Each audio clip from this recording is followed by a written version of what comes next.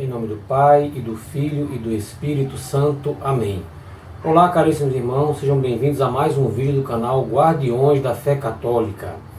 Dando continuidade à série de vídeos que a gente tem feito sobre céu, inferno, purgatório, pena temporal, pena eterna, assuntos relacionados à escatologia, vamos falar hoje sobre o inferno, a doutrina da igreja sobre o inferno de condenação. Vejam só, meus irmãos, o inferno hoje é um assunto que muitos evitam falar. A gente está vivendo numa realidade em que se foca demais na misericórdia de Deus, no amor de Deus, no acolhimento que Deus tem por nós. Não que isso seja errado, mas a gente entende que as pessoas têm gradativamente esquecido da sua responsabilidade individual e esquecido que Deus, além de amor, Deus é justiça. Que para Deus ser misericordioso, ele também tem que ser justo. Então, gradativamente, a gente vê as pessoas muito preocupadas em passar uma face benevolente de Deus, e mostrar que Deus nos ama, e mostrar que elas não devem ficar o tempo todo pensando nos erros que cometeram e tal. E isso está sendo tão exagerado que está fazendo com que sacerdotes cheguem nas missas e não toquem no assunto do inferno. É uma mentalidade de que parece que todo mundo vai ser salvo. Todo morreu, está salvo. Fazem-se missas de sétimo dia para bandidos, para pessoas que morreram às vezes em confronto com a polícia, pessoas que nunca se preocuparam com a fé, para ateus, para gente em caso de pecado manifesto. Existem pecadores públicos, pessoal. Já fiz vídeos sobre isso, pecadores públicos que ganham missas em locais especiais, no Morro do Corcovado, coisa que você não consegue de jeito nenhum. Você pode trabalhar 30, 40 anos numa paróquia. Tenta conseguir uma missa já celebrada lá do lado do Cristo Redentor. Não consegue, mas um artista famoso consegue. Entendeu? Padres que às vezes vão em programas de televisão fazem um esforço gigantesco para tentar mostrar para as pessoas que não, olha a igreja agora, a igreja tem outra mentalidade, não é aquela igreja da Idade Média, e acolhe todo mundo, e a fé que você tiver tá boa, e todos os comportamentos são válidos. Isso é um absurdo. Então o inferno tem sido esquecido. Aceitar, pessoal, a ideia do céu é o que o ser humano aceita normalmente. Aceitar que eu vou morrer, que eu posso ir para um lugar, viver junto de Deus, um lugar de paz, tranquilidade, isso é muito aceitável. Agora, aceitar que você pode morrer e passar eternamente, passar a eternidade num local de profundo sofrimento é algo que a mente humana naturalmente vai tentar resistir. E aí vivemos num ambiente que estamos vivendo cultural atual, que infelizmente acabou causando uma mudança de mentalidade em muita gente dentro da igreja. A doutrina da igreja sobre o purgatório ela é muito clara, ela é imutável. Mas infelizmente a gente tem muitos agentes de pastoral, artistas católicos, padres, até bispos que ou tentam negar essa doutrina da igreja, ou tentam aliviá-la ao máximo, como se lá para o inferno só fosse uma pessoa que fosse um Hitler da vida, um Stalin, um Mao Tse Tung da vida, ou simplesmente agir como se o inferno não existisse. Acham que assim estão atraindo as pessoas para Deus, quando na realidade estão permitindo que as pessoas vivam num ambiente pecando sem parar, sem preocupar, porque Deus no final vai me salvar mesmo, então eu não mato e não roubo, tá tudo bem. Antes de começar a falar, quero recomendar um livro muito bom sobre o assunto, que é esse aqui, ó, O Inferno, de Monsenhor de Cego, Se Existe, o que é, como evitá-lo, editora Eclésia. Eu já fiz um vídeo com a resenha sobre esse livro, muito bom, recomendo você ler, tá? É bem interessante, fala inclusive casos extraordinários aí em que houveram revelações privadas e que foi permitido saber como algumas almas estavam, algumas que estavam no inferno, então é bem interessante. Começando sobre a questão do inferno, como eu falei no começo do vídeo, é muito mais fácil para o ser humano aceitar a ideia do céu. Simples. Já aceitar a ideia de inferno é o que vai contra assim, a percepção humana da lógica. Porque você fala assim, poxa, eu vou para um lugar de sofrimento, eu não tenho mais como sair de lá, que pena dura, que pena absurda, tudo. Pessoal, entenda o seguinte, Deus nos ama, Deus é apaixonado por nós, Deus enviou o seu único filho para morrer por nossos pecados. Jesus teve o corpo completamente arrebentado naquela cruz, sofreu muito. Isso não teria nenhum sentido se Deus não quisesse nos salvar a todo custo. O preço pago por nossa salvação foi muito alto, não foi qualquer pessoa que morreu, não. Foi o próprio Deus encarnado, a segunda pessoa da Santíssima Trindade, o Verbo eterno de Deus, que teve que tomar a forma humana, viver a vida dos homens, morrer, sofrer, morrer, ressuscitar para nos salvar dos nossos pecados. Então tenha isso em mente. Jesus falou muito mais do inferno do que do céu. Já que ele queria alertar a gente do que nos esperava. Então, acreditar na existência do inferno não é acreditar que existe um Deus tirano que quer lavar a honra dele, nos condenando a uma pena eterna de sofrimentos inimagináveis. Não, é acreditar que tem um Deus que me ama e quer me salvar a todo custo. Vamos agora saber um pouco sobre o que a doutrina da igreja realmente fala sobre o inferno. E lembrando uma coisa que eu sempre gosto de dizer. Não interessa aquilo que você acha sobre a doutrina da igreja. Eu acho que não é assim, não interessa, você não é magistério. Se você é uma pessoa que acha que está na igreja e pode estar definindo o que vai acreditar, você é um herege. Você é um herege e está em pecado grave. Você pode até dizer, eu tenho dificuldade de entender essa doutrina, esse ponto aqui da doutrina católica, esse ponto da moral católica, eu quero entender, eu estou com dificuldade. Beleza, isso é normal. Deixa o coração aberto para que Deus vá trabalhando. Eu também já tive muito isso. Primeiro você aceita aquilo que a igreja diz para você, crê que Deus, de forma infalível, age por meio da igreja. Quando eu falo em igreja, eu não falo das pessoas falíveis, tá? Do bispo, padre, o próprio Papa. O próprio Papa ele só é infalível em questões de fé e moral, quando ele fala em ex-cátedra, isso é para um outro vídeo, tá? Mas o que a igreja diz é isso, então eu vou acreditar, eu vou aceitar, eu vou viver segundo o que a igreja está falando, tá? E se eu não compreender, com o tempo meu coração vai abrindo, que já aconteceu muito com isso. No começo você não aceita, às vezes você fica em dúvida, depois você vai conseguindo compreender aos poucos. É como acontece na sua infância, quando o seu pai às vezes dá uma ordem para você, ou lhe proíbe de alguma coisa, e você no momento fica irritado, não aceita, com o tempo você percebe, realmente o velho sabia o que estava fazendo, a mãe sabia, é para o meu bem. E lembrando, tudo que eu falo muito em vídeo, está aqui na doutrina católica, da Bíblia, está na Bíblia, e no catecismo da Igreja Católica, tá bom? Sempre ciente disso, nada da minha cabeça. Então vamos lá, pessoal. Para entender o que é o inferno, vamos começar primeiro por entender o significado de 3 palavras muito comuns na Sagrada Escritura, tá? É uma de origem hebraica, uma grega e uma em latim. A primeira é a de origem hebraica, que é o Sheol, tá? O que era o Sheol? Eu fiz algumas anotações, eu não estou lendo a Bíblia aqui e o catecismo, porque vai ficar muito demorado o vídeo. Achei melhor fazer anotações. Vejam. O Sheol, ele possui muitos significados, tá? Muitos significados. Entre eles, vamos citar alguns aqui. Lugar subterrâneo, reino, morada ou região dos mortos, tá? Os judeus do Antigo Testamento não haviam ainda concebido como é que era a ideia da eternidade. Então, o judeu do Antigo Testamento, eu fiz um vídeo recentemente sobre a alma, recomendo que você assista. Primeiro que ele não entendia que o ser humano era um ser puramente material. Ele acreditava que o ser humano, após a morte, né, enterrado, e o núcleo da personalidade dessa pessoa permaneceria existindo, uma forma como fosse uma sombra, né, e iria para um lugar subterrâneo chamado Sheol, era a habitação dos mortos, e ali não teria nenhum tipo de movimento, nenhum tipo de ação, nada, não contemplaria Deus, nem nada, ficaria completamente imóvel.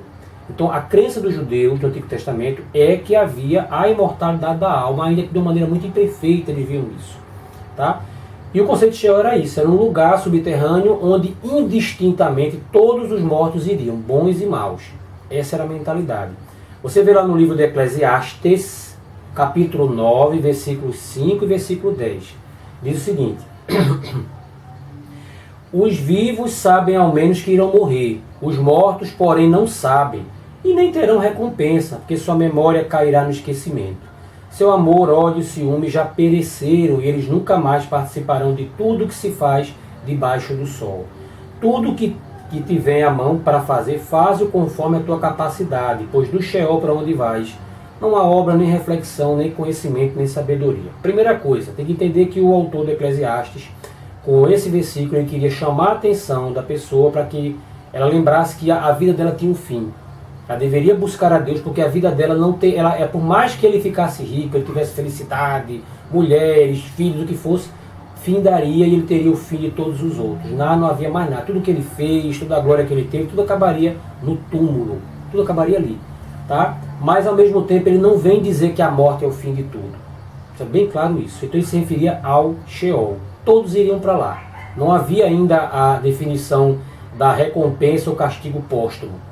Muita gente usa esse versículo de Eclesiastes para negar a existência da alma espiritual, como eu falei no outro vídeo, ou para dizer que as almas estão dormindo até a segunda vinda de Cristo. Tá? É falso, não foi a intenção do autor. Lá em Isaías, capítulo 14, versículos de 9 a 10, o que está escrito? Nas profundezas o Sheol se agita por causa de ti, para vir ao teu encontro, para receber-te, despertou os mortos, todos os potentados da terra, fez erguerem-se dos seus tronos todos os reis das nações. Todos eles te interpelam e se dizem, então também tu foste abatido como nós, acabaste igual a nós.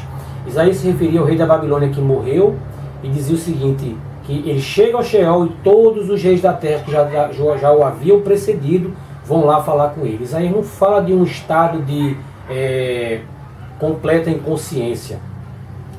Mas aqui ele está usando uma parábola. Não, ele está se referindo, mostrando que nesse lugar, o Sheol, tá, as almas, a personalidade da pessoa permanecem conscientes, permanecem existindo.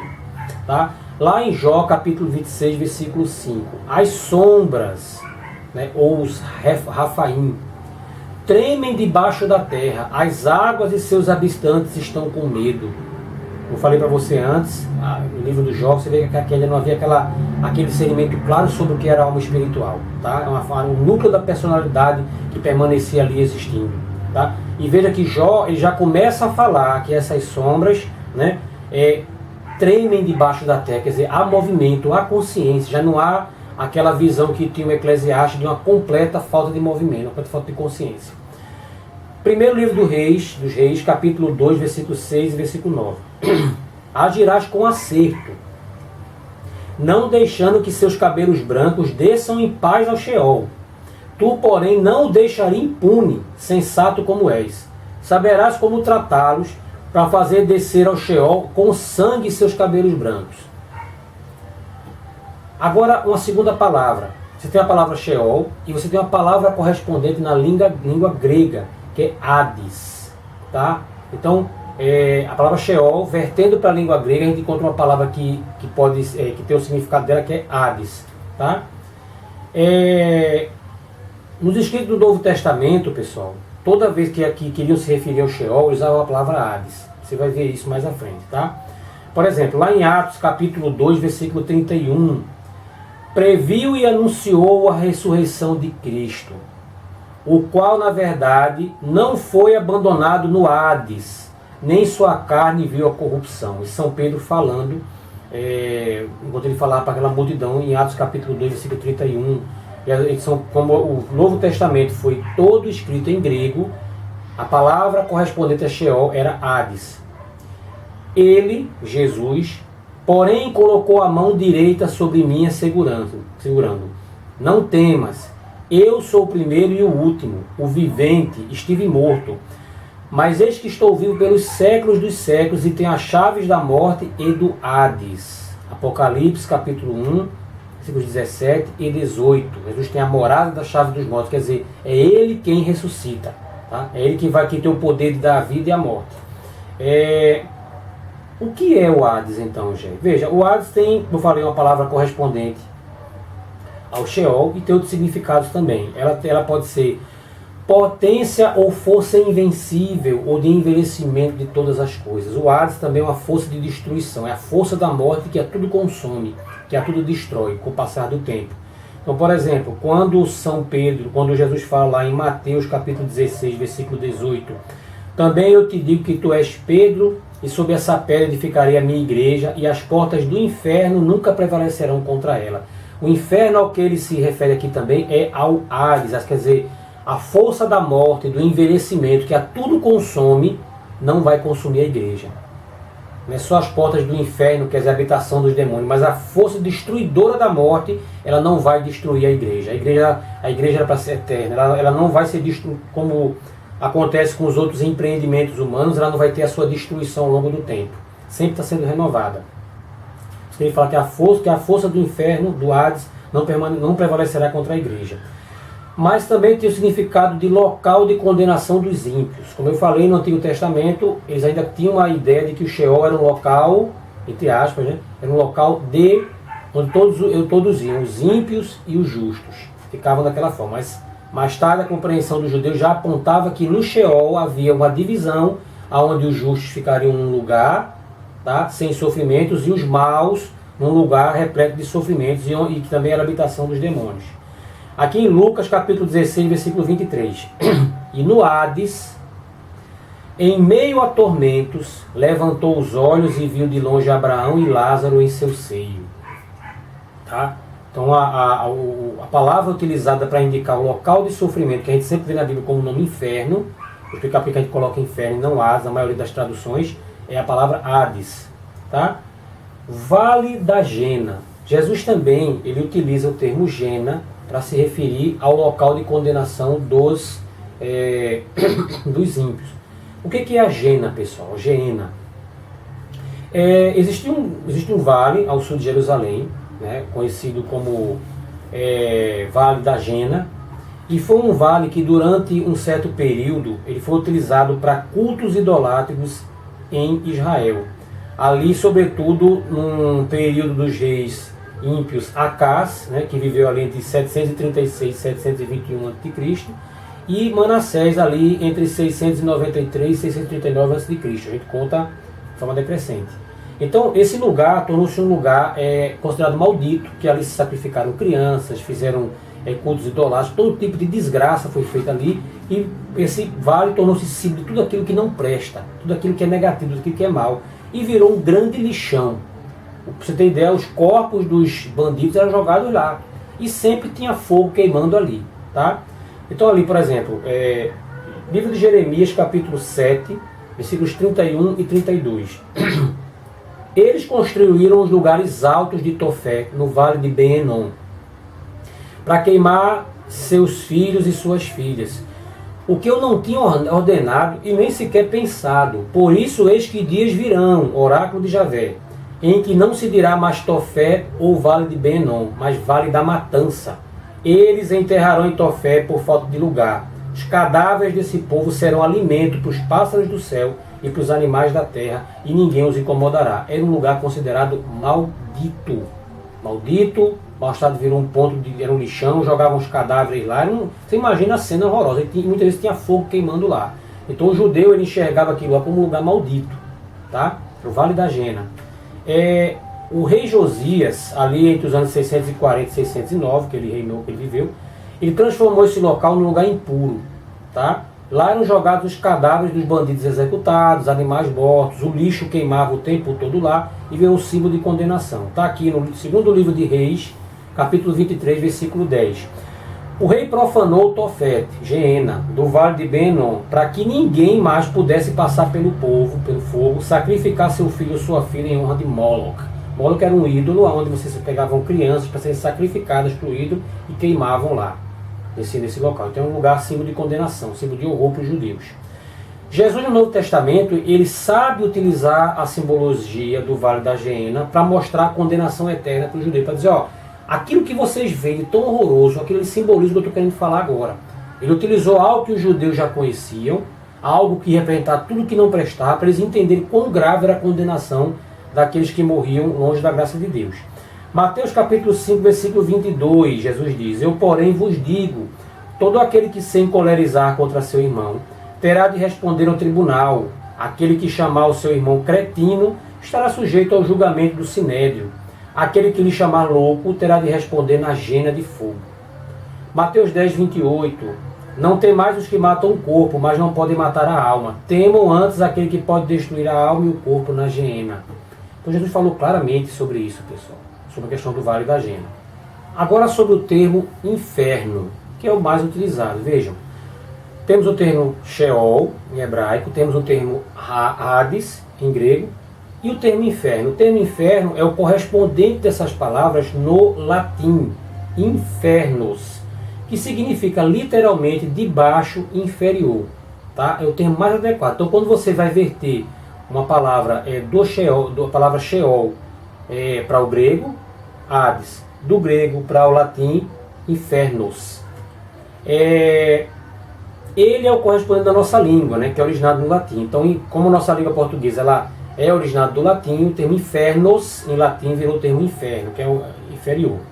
Bom, tem o mesmo significado: morada dos mortos, região morte, região dos mortos, permanência dos mortos, por aí vai. E uma tabela que eu estou mostrando para você aí, mostrando a correspondência desses termos, tá? O termo Sheol e Hades, que é a versão do hebraico para o grego, tá? Que tem o mesmo significado. O termo Geena, também é uma palavra hebraica, tá? Mas tem um significado um pouco mais amplo, porque ela envolve também um local geográfico. E o inferno, que é a correspondente latim de todos esses termos. Imagens do inferno. Pessoal, vejam só. O que a gente pode imaginar sobre o inferno? Vejam, o inferno é um local de condenação. Não é algo que Deus criou para você. Jesus ele reitera que o inferno foi criado para Satanás e seus anjos rebeldes, não para o ser humano. Mas se o ser humano opta livremente por não buscar a Deus, Deus tem que respeitar essa escolha dele.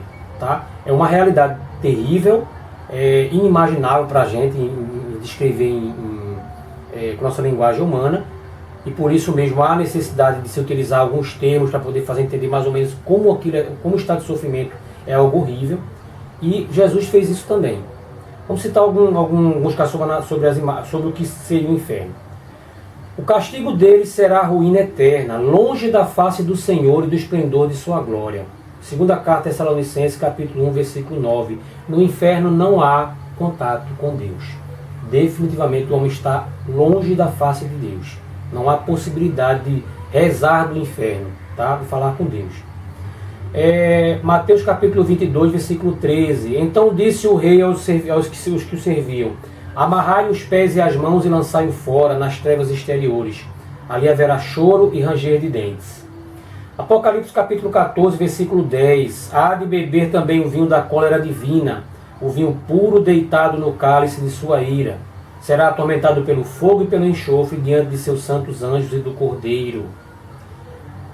Apocalipse capítulo 20, versículo 10. O demônio sedutor delas foi lançado num lago de fogo e de enxofre, onde já estavam a fera, o falso profeta, e onde serão atormentados dia e noite pelos séculos dos séculos.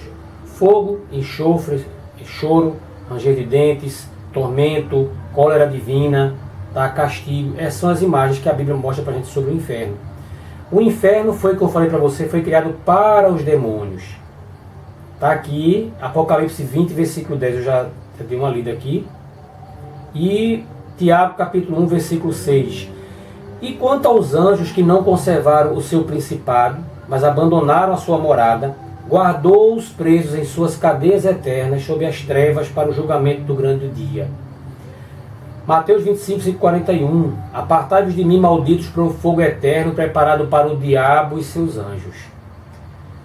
Judas capítulo 1, versículo 6. Os anjos que não tinham guardado a dignidade de sua classe, mas abandonado seus tronos, ele os guardou com laços eternos nas trevas para o julgamento do grande dia. O inferno é criado para os demônios. Catecismo da Igreja Católica fala melhor sobre isso. Abra aí. Não podemos estar em união com Deus se não escolhermos livremente amá-lo. Mas não podemos amar a Deus se pecarmos gravemente contra Ele, contra o nosso próximo ou contra nós mesmos. Quem não ama, permanece na morte. Todo aquele que odeia o seu irmão é um homicida. Ora, vós sabeis que nenhum homicida tem em si a vida eterna. Primeira carta de São João, capítulo 3, versículos 14 a 15. Nosso Senhor adverte de que seremos separados dele se descurarmos as necessidades graves dos pobres e dos pequeninos seus irmãos. Morrer em pecado mortal sem arrependimento e sem dar acolhimento ao amor misericordioso de Deus significa permanecer separado dele para sempre, por nossa própria escolha. E é este estado de autoexclusão definitiva da comunhão com Deus e com os bem-aventurados que se designa pela palavra inferno. Está aqui o Catecismo da Igreja Católica. O inferno é uma consequência do pecado. Deixa isso muito claro. Catecismo da Igreja Católica, número 1861. O pecado mortal é uma possibilidade radical da liberdade humana, tal como o próprio amor. Tem como consequência a perda da caridade e a privação da graça santificante, ou seja, o estado de graça. Se não for resgatado pelo arrependimento e pelo perdão de Deus, originará a exclusão do reino de Cristo e a morte eterna no inferno, uma vez que a nossa liberdade tem capacidade para fazer escolhas definitivas e irreversíveis. No entanto, embora nos seja possível julgar se um ato é em si uma falta grave, devemos confiar o juízo para as pessoas, sobre as pessoas a justiça misericordiosa de Deus. Então a Igreja deixa muito claramente que o pecado mortal é o que nos leva para o inferno. Pecou gravemente, pede perdão a Deus, se confessa, recomeça novamente. Mas tem que se arrepender verdadeiramente. Mesmo assim, a Igreja quer deixar muito claro que não compete a nós dizer quem foi e quem não foi para o inferno. Só Deus sabe. Se não nos foi revelado, não cabe a gente adivinhar se a fulano foi para o inferno. Nós não sabemos o que aconteceu no último momento. Bom, sobre a eternidade do inferno, muitas pessoas têm grande dificuldade para entender isso, tá? Porque, como eu falei, para você imaginar a sua eternidade no céu, diante da visão beatífica de Deus, vivendo num mundo sem sofrimento, isso é muito fácil de você aceitar. Mas aceitar que seus atos podem levar você a uma situação em que você tem uma pena que não cessa, um sofrimento insuportável, sem a menor possibilidade de que você saia dele, é o que a mente humana sempre vai resistir a aceitar. Então é mais fácil negá-lo ou viver como se ele não existisse, tá? Como se essa possibilidade não existisse. Vamos dar uma olhadinha o que a palavra de Deus fala aqui, pessoal. Vejam só. Lá em Isaías, capítulo 66, versículo 24. E quando se virarem, poderão ver os cadáveres daqueles que se revoltaram contra mim, porque o verme deles não morrerá, e seu fogo não se extinguirá, e para todos será um espetáculo horripilante. Lá no livro de São Marcos, no Evangelho de São Marcos, capítulo 9, versículos 43 a 48. O que Jesus fala para a gente? Se a tua mão for para ti a ocasião de queda, corta. Melhor te é entrares na vida aleijada do que tendo duas mãos ires para a geena, para o fogo inextinguível, onde o seu verme não morre e o fogo não se apaga. Se o teu pé for para ti ocasião de queda, corta e joga fora. Melhor te é entrares no coxo, como coxo na vida eterna, do que tendo dois pés seres lançado à gena do fogo inextinguível, onde o seu verme não morre e o fogo não se apaga. Se o teu olho for para ti ocasião de queda, arranca-o. Melhor te é entrares com um olho de menos no reino de Deus, do que tendo dois olhos seres lançado à gena de fogo, onde seu verme não morre e o fogo não se apaga. Jesus fala da eternidade do inferno. Aqui no Catecismo da Igreja Católica, número 1035. A doutrina da Igreja afirma a existência do inferno e a sua eternidade. As almas dos que morrem em estado de pecado mortal descem imediatamente após a morte aos infernos, onde sofrem as penas do inferno, o fogo eterno. A principal pena do inferno consiste na separação eterna de Deus, o único em quem o homem pode ter a vida e a felicidade para que foi criado e a que aspira. Entendam o seguinte, já vi gente vir falar comigo dizendo assim, não, mas os teólogos modernos já não acreditam mais no inferno, no purgatório. Problema deles, bando de hereges, tá? Põe na cabeça de vocês, a autoridade de um teólogo, aquilo que o teólogo fala tem que ser chancelado pela igreja e não o contrário. Nós confiamos no que Santo Tomás de Aquino falou nos seus escritos, porque a igreja aprovou o que ele falou, porque a igreja viu que o que ele falou está em consonância com o ensinamento dela. Isso vale para Santo Agostinho, isso vale para qualquer um. Então, um teólogo ele faz teologia, mas aquilo que ele está falando tem que ser chancelado pela igreja. Não, realmente, o que ele está falando está batendo com o que a igreja está ensinando. Santo Afonso Maria de Ligório, tantos grandes santos teólogos que a igreja teve. E não o contrário. Ah não, tem um teólogo tal que fala que o inferno não existe. Ele é um herege, não merece ser ouvido. Ele não merece ser ouvido pela igreja. E muito menos por você. Então, estou muito cuidado quando uma pessoa, às vezes, quando vai fazer uma pregação, ou vai até escrever um livro, uma coisa, começa a citar teólogos para poder tentar discordar da doutrina da igreja. Ele é um herege. O que você tem que fazer, pode citar um teólogo, tá? Para enriquecer aquilo que você está falando, tá? Enriquecer a forma que você está falando sobre os ensinos da igreja, mas tem que estar em consonância com o catecismo da Igreja Católica, senão seja anátema, como disse São Paulo. Por que o inferno é eterno? Algumas pessoas podem perguntar. Vejam, na eternidade não há tempo, tá? A decisão que você tomou no último instante da sua vida é o que vai permanecer, a escolha que você fez. Então, São Tomás de Aquino disse na turma Suma Teológica o seguinte: a noção de eternidade resulta na imutabilidade, como a do tempo resulta no movimento. A última decisão que você tomou, ela não pode ser modificada após sua morte. A ausência da graça, que é interessantíssimo. Uma vez que uma pessoa morre sem ter buscado a graça de Deus e que não há mais essa possibilidade de mudança, ela também não vai mais receber a graça de Deus após a morte. Tá? Não é possível que alguém se converta para Deus sem o auxílio da graça. Não é possível. A depravação da vontade dos condenados. Após a morte, a vontade dos condenados fica petrificada no pecado e no mal. De onde você tirou isso, gente? Tirei do livro que eu mostrei no começo, né? O livro O Inferno, de Monsenhor de Cego. Aí estamos já no campo da teologia, mas faz todo sentido. O que é claro que está no catecismo é que uma vez que você morreu, cessa o seu tempo de fazer sua escolha por Deus ou não. Os teólogos discutem sobre como melhor definir a causa disso, mas tem que estar muito claro para a gente que nós temos até o último suspiro de vida para nos convertermos. Muito cuidado se você acha que dá para esperar, pois ninguém sabe se vai ter essa oportunidade no último momento. E outra coisa, tem que ser um arrependimento verdadeiro. Não adianta fingir que está arrependido na hora de morrer. Não serve para absolutamente nada. Em que consistem as penas do inferno? Catecismo da Igreja Católica, número 1057. Que a principal pena do inferno consiste na separação eterna de Deus. O que falamos agora. Então, temos a pena de dano. Consiste em ser privado para sempre da visão de Deus, que é o bem supremo. Você perde a visão beatífica definitivamente. A pena dos sentidos é um sofrimento sensível, né? É a mesma que experimentamos em nossa carne, alguns acreditam, né? E a fé nos diz sobre a sua natureza. No entanto, é a opinião comum dos doutores que ela consiste em fogo e em outras formas de sofrimento. Aqui eu queria fazer um parêntese, pessoal. Vejam só. Existem duas linhas teológicas sobre a questão do sofrimento do inferno. Uma tenta mais de que assim, a questão do fogo, do ranger de dentes, seriam formas que Jesus encontrou de falar de um terrível sofrimento da alma no inferno. Porque se entende da seguinte forma: uma alma, ela não tem sentidos físicos, ela não poderia ser queimada, ela não poderia sentir dor, frio, calor, tal. Mas ao mesmo tempo o ser humano é capaz de perceber que há um sofrimento terrível e intenso que ele pode sofrer sem que ele esteja sendo queimado, cortado, apanhando. A gente sabe disso. Quem tem depressão sabe, ou já teve depressão, sabe do terrível sofrimento que a pessoa passa sem estar sendo ferida por absolutamente nada. Pelo contrário, tentam consolar aquela pessoa e não conseguem.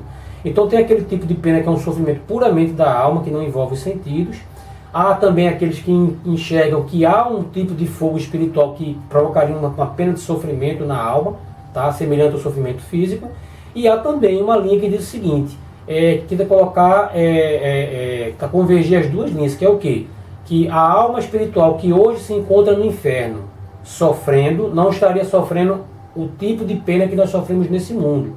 Mas uma vez que no segunda vinda de Cristo, essa alma espiritual será reunida novamente a seu corpo, tá? Esse corpo agora aqui, essa alma e esse corpo que estão novamente unidos, já teria os sentidos da carne e poderia sofrer sim as penas, tanto as penas da alma, tá? Que não envolvem um sofrimento físico necessariamente dito, mas receber também as penas dos sentidos, tá? E uma que é talvez a pior das penas, né? Depois da pena de ter perdido a visão beatífica de Deus, claro, que é passar a eternidade na companhia dos demônios, de Satanás, que nos odeia terrivelmente. Muita gente vai para o inferno. Essa pergunta foi feita para Jesus. Jesus deu a seguinte resposta: entrai pela porta estreita, porque larga é a porta e espaçoso o caminho que conduz à perdição, e numerosos são os que por aí entram.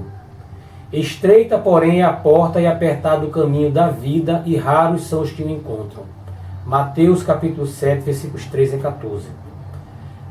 Temos que deixar também muito claro, para não nos desesperarmos em relação ao inferno. Tá? Temer, tem que buscar fazer a vontade de Deus. Temos que temer o inferno, mas ao mesmo tempo buscar fazer a vontade de Deus. É da vontade de Deus que todos se salvam. Está lá a primeira carta de São Paulo a Timóteo, capítulo 2, versículos 3 e 4. Isso é bom e agradável diante de Deus, nosso Salvador, o qual deseja que todos os homens se salvem e cheguem ao conhecimento da verdade. Tá? E o Catecismo da Igreja Católica, número 1037, diz que Deus não predestina ninguém para o inferno. Para ter semelhante destino é preciso haver uma aversão voluntária a Deus, pecado mortal, e persistir nela até o fim. Na liturgia eucarística ou nas orações cotidianas dos seus fiéis, a Igreja implora a misericórdia de Deus, que não quer que ninguém pereça, mas que todos se convertam. Tá?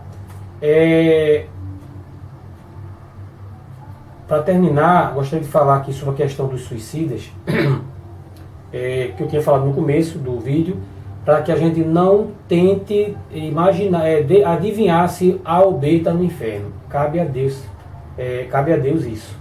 Tá? Um dia a gente vai saber no juízo final. Até lá, a igreja ensina que a gente não deve fazer, fulano foi para o inferno, está queimando no inferno. Tá? Sobre a questão dos suicídios, pessoal, o que a igreja fala?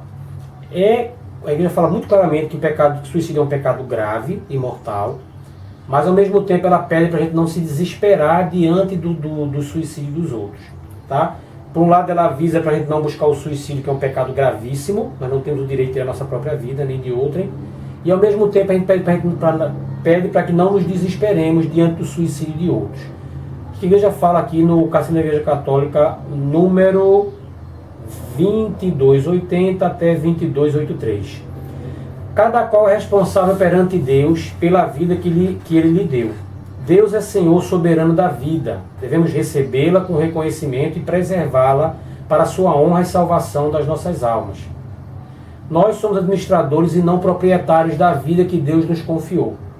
Não podemos dispor dela. O suicídio contraria a inclinação natural do ser humano para conservar e perpetuar sua vida, e é gravemente contrário ao justo amor de si.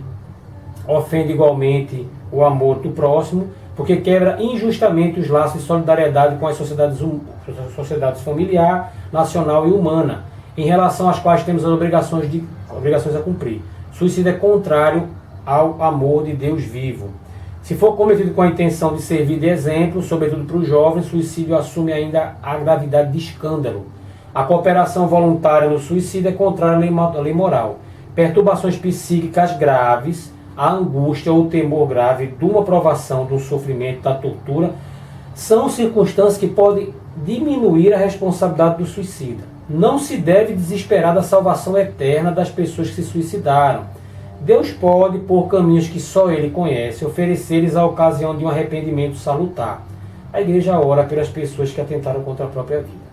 Tá, pessoal? Então, eu queria terminar esse vídeo aqui sobre o inferno, dizendo para você que Deus nos ama infinitamente, mandou o seu único filho para nos salvar, mas Deus também é justiça. Não quer dizer que Deus queira punir você, se vingar de você, fazer você de exemplo, lavar a honra dele com o seu sofrimento. Não. Deus apenas mostra que há duas realidades, ao céu e ao inferno, e Deus coloca diante de você. Infelizmente, nossos primeiros pais escolheram o pecado e trilharam o caminho para o inferno. Deus manda o seu Filho único para morrer por nossos pecados e nos salvar. Então, não há por que eu duvidar da misericórdia de Deus. Muitas pessoas usam o inferno como um argumento para dizer que Deus é um tirano, porque na realidade elas querem ter a permissão de pecar sem consequência. Deus nos ama infinitamente. Como eu falei, na antiguidade, os antigos não imaginavam que a divindade quisesse tê-los próximo a si, que a divindade os amasse, que os quisesse reinando com eles. Os egípcios não imaginaram isso, os babilônicos, os romanos, tinham apenas um bando de divindades mesquinhas, criadas por eles mesmos. E Jesus nos mostrou a face benevolente de seu Pai, que nos quer para si. Mas ao mesmo tempo nós temos que ter responsabilidade e saber que precisamos viver segundo a vontade de Deus. Também não caia no erro de achar que só vai para o inferno quem comete pecados extremamente graves. Não. Muitos santos, se for olhar o escrito de vários santos que tiveram revelações de almas do purgatório, do inferno, mostram que o nosso julgamento ele é bastante severo. Embora Deus nos ame tanto, cada pequena coisa que fazemos, ela reflete na eternidade. Então, busque deixar o pecado, busque a confissão, busque a Santa Missa. Se está envolvido com algum tipo de pecado que não está sabendo como se livrar, busque o acompanhamento de um bom sacerdote. No primeiro não deu, o segundo não deu, terceiro, quarto, algum vai conseguir entender você e ajudar você a sair dessa situação. Mas não desista, não se renda. Tá? Satanás ele trabalha muito em duas frentes. Ou ele faz você achar que Deus não liga para o seu pecado, ou ele faz você se desesperar achando que Deus ele não vai perdoar você do seu pecado. Esses dois extremos são mentirosos e são obra dele. Deus ama você, Deus quer salvar você, mas ao mesmo tempo Deus não quer que você seja punido pelas consequências dos seus próprios pecados no inferno. Então, muito obrigado por ter ficado vendo esse vídeo até agora. Louvado seja nosso Senhor Jesus Cristo, interceda por nós, sempre lembre de rezar por nós nas suas orações. Em nome do Pai, e do